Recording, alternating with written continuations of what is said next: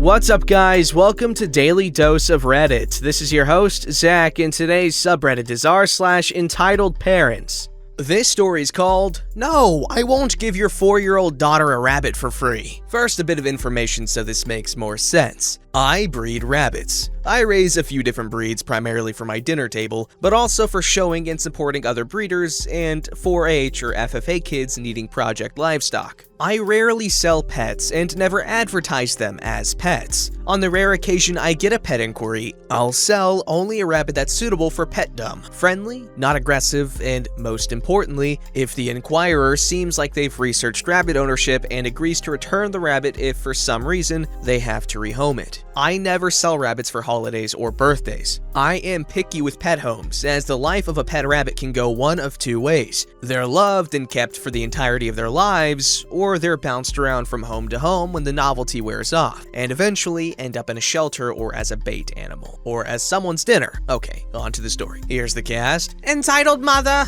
Entitled and loud mother. Little kid. 4 years old. Was cute and didn't do anything wrong. Friend. My friend and show buddy. And then me. I was at a rabbit show with a friend. It was midday and we had finished 2 of the 3 shows taking place that day. It was lunch break and friend and I were finishing up our sandwiches and were prepping our show lineup for the last show, when this rather large woman, entitled mother, and her little kid, approached our setup, looking at the rabbits I had on my grooming table. "What an adorable bunny! Look at the bunny, little kid! Oh!" "Thank you." It was a very cute rabbit, lopped ears and all white with blue eyes. "How much is it?" "Oh, this one isn't for sale. He's one of our show rabbits." Notes: I had a chalkboard with the available rabbits listed. Most of the sales that take place at the shows are other breeders and 4-H FFA youth breeder and showers. At this point, I had no clue if Entitled Mother was a breeder or if she was looking for a rabbit appropriate for her child to show. It was rare that people showed up looking for pets at a show, since most of the available are rabbits that will be priced for show or breeding, and depending on quality, can be quite pricey. I pointed out my chalkboard and told her I could show her whoever she was interested in. She balked at my prices. "Why are they so expensive? Those are absolutely ridiculous prices." My cheapest rabbit was $60. The most expensive was $200. They're priced off quality. If you want a decent show rabbit, they'll be more than a brood quality rabbit. "I just want a pet for little kids, so you don't need to charge us so much." "Oh, I see. Unfortunately, none of the rabbits I brought are appropriate for a small child's pet." "What? Why?" "The big ones are friendly but weigh over 12 pounds. They're too big for a little kid to handle easily. The little ones are aggressive. They require an experienced handler. They aren't friendly or cuddly at all and aren't available for pet homes. They're available to other breeders." "But they're so little. What harm can they do?" I hold a pen in front of one of the small rabbit's nose. It chomps down and tries to pull the pen from my hand. They're bred to be high-strung, so they pose upright and rigidly. The breed is generally not a good pet breed. "Fine, we'll take a big one." The 2 I have available are $150 and $200. Both are proven and registered grand champions. "I am not paying that much for a rabbit. You are out of your mind." I am not going to lower the prices. They are worth it and will be great addition to any breeder's herd. They really are too large for little kids to safely handle anyways. If they don't feel secure while being held, they will kick out of fear. Such a large rabbit could seriously hurt a small child.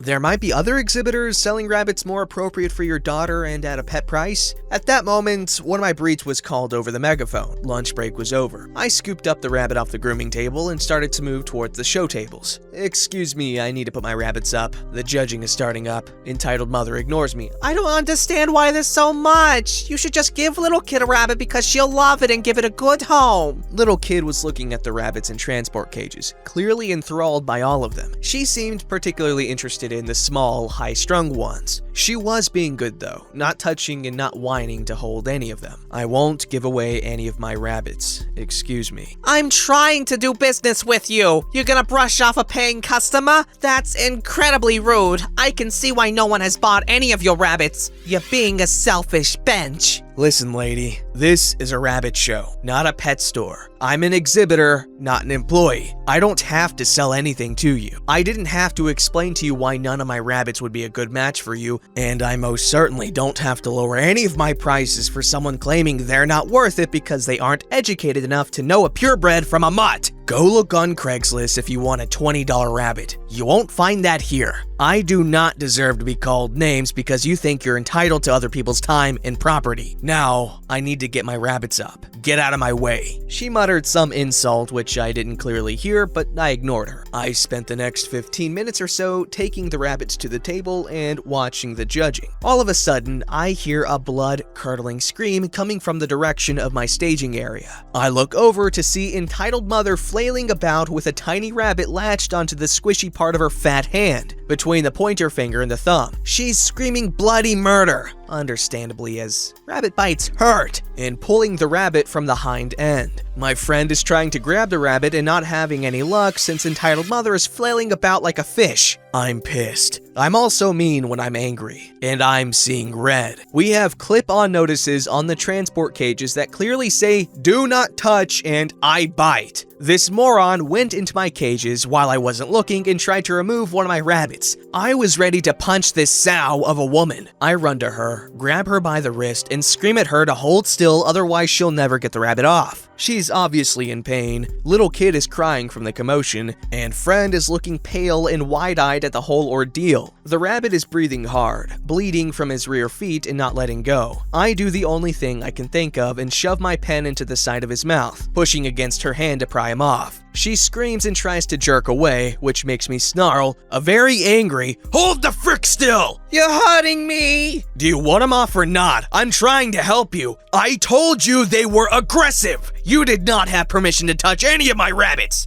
Off pops the rabbit, wild-eyed and panicked. Back into his carrier he goes. He now looks very smug.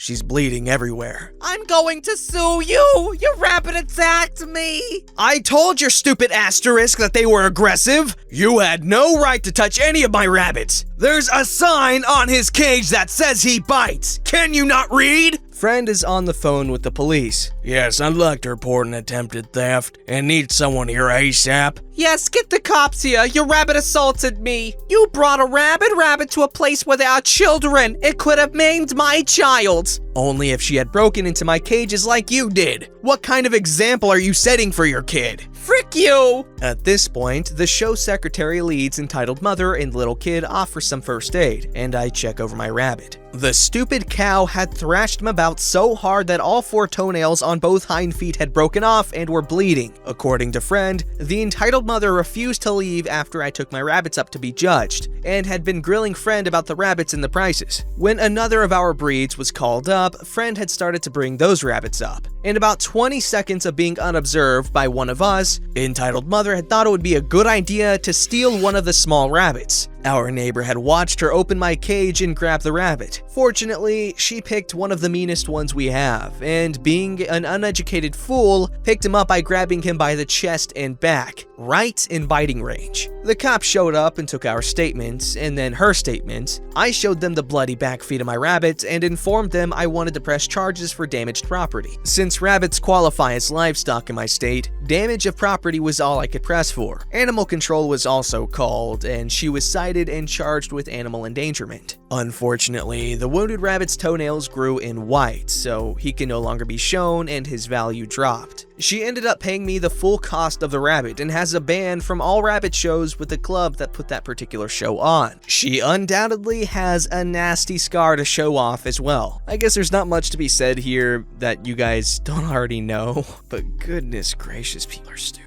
This story's called Switch Seats with Me. I used to fly a lot for work, living out of a suitcase 35 or so weeks a year. It was exhausting, but I met a ton of great people.